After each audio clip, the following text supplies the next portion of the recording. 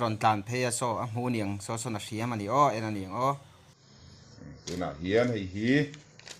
gi fa uai ang deuh rau poisa ka da dona hei ti hian hei za thi ni a hi en ni a hian hi kopon ani boka hi lampama hian ka khung dona ni hian lampama hian in ting ka khunga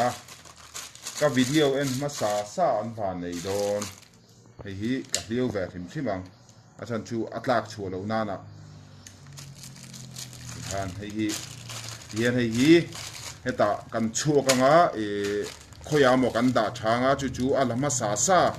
an van nei don ani hei video tiang hi ka ti chu reng dona hei chu ma sabel na tura sang level hin ka ti chin nei hi kan ti jarang lo wan reng ro hian mi poisa hi ka da dona am ma sa sa an van nei don ani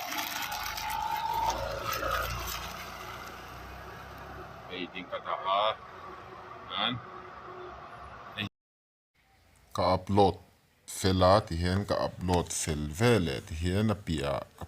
apia changin ta chang hian kan cover don ani han ka video upload ta kha ain masaber of ju avan ei ber ani mai don ani ti hian ha kang tuna hianin dal ka mi somli le paruk vel kan ngak tawa tu man no le kal lawa hai kan da churang ani dar khatling chep to ni tuna hin asa sa som van ei don ani mai aron tlan phe so a hmu niang so na hriam ani o en ani o Sale nè avan nei do nè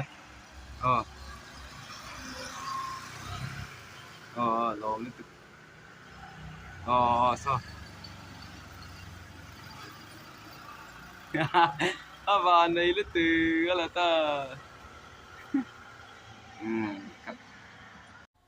tiang content lampang hi voi khat katina ni wangin an kami poisa an lak nuwa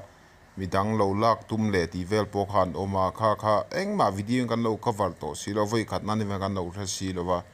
anexa chun an nuwa lo lak tum ti vel ang he ka lo cover vekila kan da tel vek ton ti kha aron soidu ani lo me